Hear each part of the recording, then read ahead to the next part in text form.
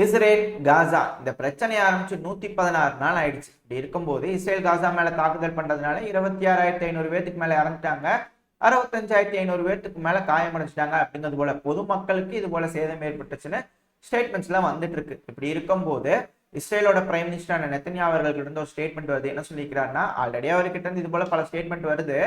அதாவது காசாக்குள்ள நாங்க தொடர்ந்து சண்டை பிடிச்சிட்டு இருக்கோம் இல்லையா, அது எக்காரணத்தை கொண்டு நிறுத்த மாட்டோம், எங்களோட டார்கெட்ஸ்லாம் ஃபுல்ஃபில் ஆகிற வரைக்கும் நாங்கள் தொடர்ந்து சண்டை பிடிச்சிக்கிட்டே தான் இருப்போம் அப்படிங்கிறத சொல்லிக்கிறாரு.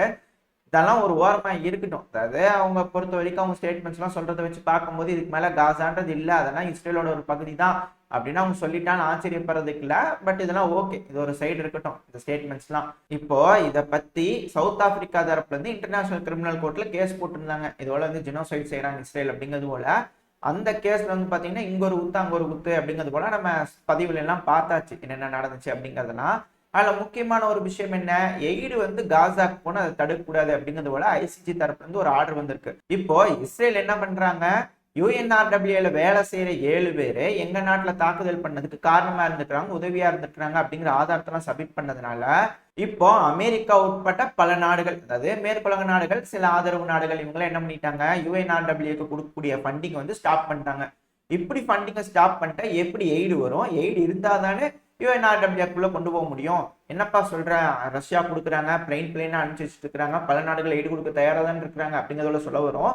ஆனா இப்ப யூஎன் தரப்புல இருந்து அந்த எய்டு அங்கீகாரம் பண்ணி உள்ள கொண்டு போனதான் இஸ்ரேலா இருக்கட்டும், மேற்குலக நாடுகளா இருக்கட்டும், இல்ல ஹமாஸா இருக்கட்டும், இவங்களை அக்செப்ட் பண்ணிக்கிறாங்கன்னா அவங்க நடுநிலைமையா இருக்கிறவங்க எல்லாம் கரெக்டா செக் பண்ணி அனுப்புவாங்க அப்படிங்கிறது போல விஷயங்கள்லாம் இருக்கு. ஏன்னா அங்க இருக்கிற அத்தாரிட்டிஸ் எல்லாம் ஒத்துக்கணும்.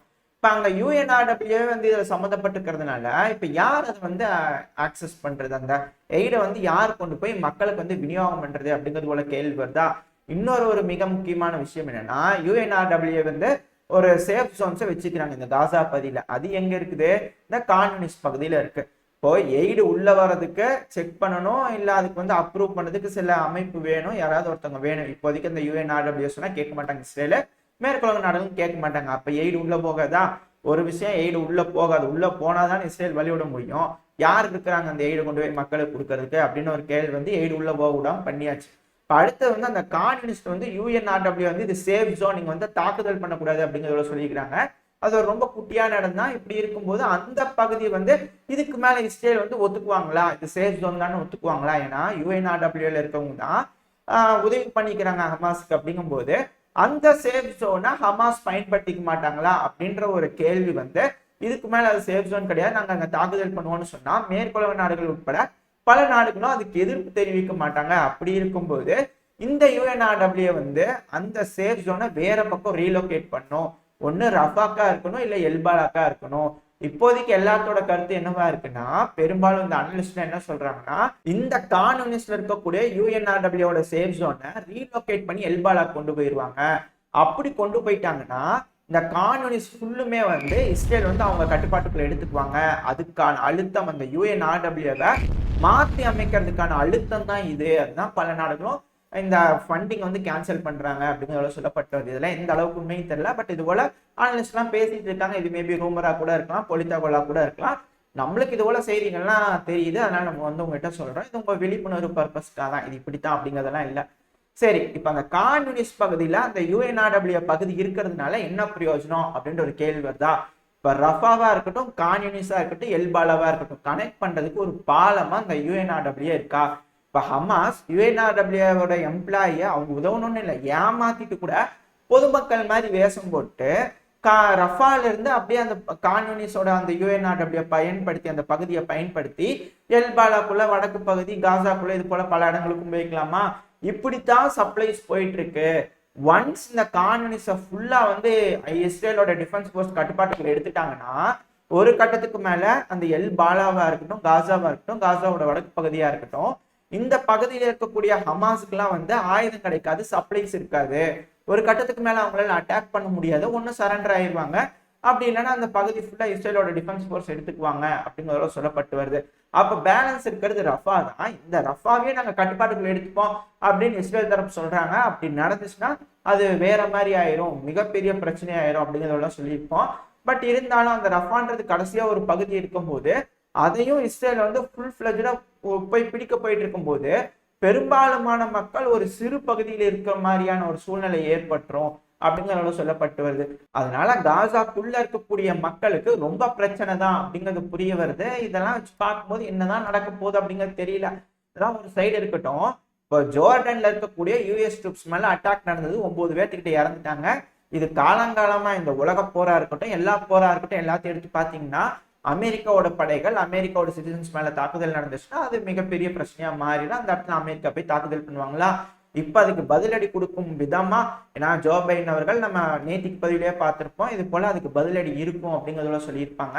சும்மா லேஸ்லாம் அந்த தாக்குதல் வந்து விட்டுற மாட்டாங்க. ஏன்னா நம்ம ஈரான் மேல தாக்குதல் பண்ணும்போது இப்படிதான் சொல்லியிருந்தோம். அதாவது ஒரு நாட்டுல தாக்குதல் நடந்துட்டே இருக்கு, ஒரு நாட்டுக்கு எதிராக சில இடங்கள்ல தாக்குதல் நடந்துட்டு இருக்கும்போது அந்த நாட்டோட தலைமை என்ன பண்ணிட்டு இருக்கு அப்படிங்கிறத மக்கள் பார்ப்பாங்க. இப்ப மக்கள் வந்து என்ன நினைப்பாங்க, நம்ம நாட்டுல தலைமை வந்து கொஞ்சம் வீக்கா இருக்கு போல இருக்குது, பயப்படுறாரு போல இருக்கு, இவரெல்லாம் எப்படிங்க நாளைக்கு நம்மளை காப்பாத்துவாரு அப்படிங்கிற நம்பிக்கை வந்துருச்சுன்னா அடுத்த தடவை போய் எலெக்ஷன்ல ஓட்டு கேட்டா ஓட்டு போடுவாங்களா? போட மாட்டாங்க. அப்ப அமெரிக்காக்கு இது இக்கட்டான சூழ்நிலை. ஏதாவது ஒண்ணு செய்வாங்களா? இப்போ ஒரு இமேஜ் வந்திருக்கும், பாத்தீங்கன்னா தெரியும். அமெரிக்காவோட டேங்கர்ஸ்லாம் இந்த மிடில் ஈஸ்ட் நோக்கி போயிட்டு இருக்கு அப்படிங்கிறதோட சொல்லப்பட்டு வருது. அமெரிக்கால இருந்து டேக் ஆஃப் வச்சு சில டேங்கர்ஸ்லாம் அப்படிங்கிறதோட சொல்றாங்க. அப்போ ஒரு மிகப்பெரிய தாக்குதலுக்கான அடித்தளம் ப்ரிப்பேர்னஸ் வந்து அமெரிக்கா செஞ்சுட்டு இருக்காங்க.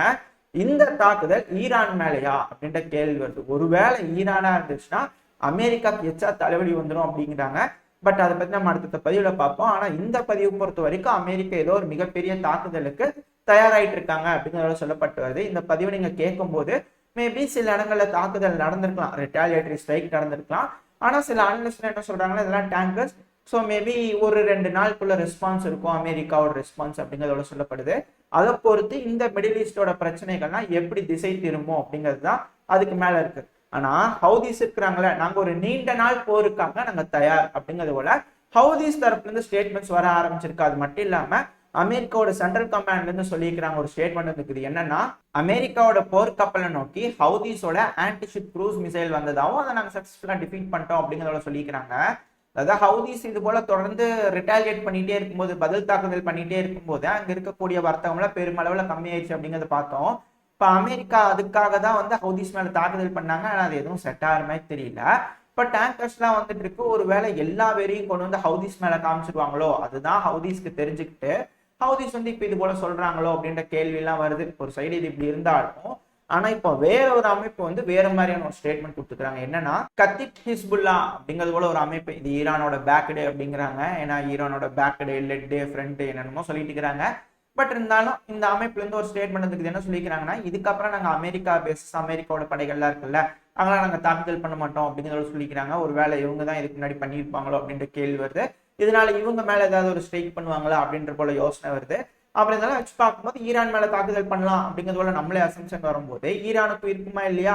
அதனால ஈரான் தரப்பு வந்து என்ன சொல்லிக்கிறாங்க, நாங்க சத்தியமா சொல்றோம், எங்க மேல அடிச்சீங்கன்னா நாங்க ரிட்டாலியேட் பண்ணுவோம், பயங்கரமா இருக்கும் அப்படிங்கிறத சொல்றாங்க. அதனால ஈரானோட மிசைல்ஸ் எல்லாம் எடுத்து போட்டு ஈரானோட கேப்பபிள் என்ன, ஈரான் மேல தாக்குதல் பண்ண என்னென்னலாம் நடக்கும் அப்படிங்கிறது போல சொல்லிட்டு இருக்கிறாங்க அனலிஸ்ட்லாம். நம்ம அடுத்த பதிவில் அந்த ஈரான் மேல தாக்குதல் பண்ண என்ன நடக்கும் அப்படிங்கிறது பார்ப்போம் இல்லையா? அந்த பதிவில் நம்ம தெளிவா இதெல்லாம் பார்ப்போம்.